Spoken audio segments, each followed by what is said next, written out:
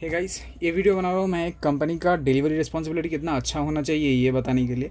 Actually ये है cosmic bite की तरफ से आने वाला एक पार्सल जो कि एक कीबोर्ड है इसके अंदर।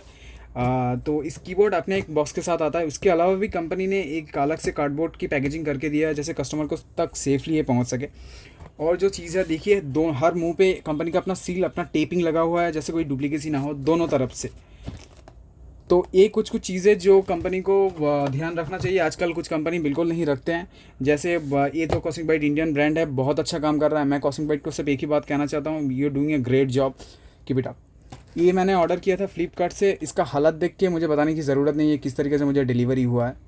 तो मैं सिर्फ इतना कहना चाहता हूँ गाइज़, हमारा इंडियन ब्रांड भी काफ़ी अच्छा कर रहा है। Thank you for watching. If you like the video, hit the like button, subscribe for more. Thank you guys.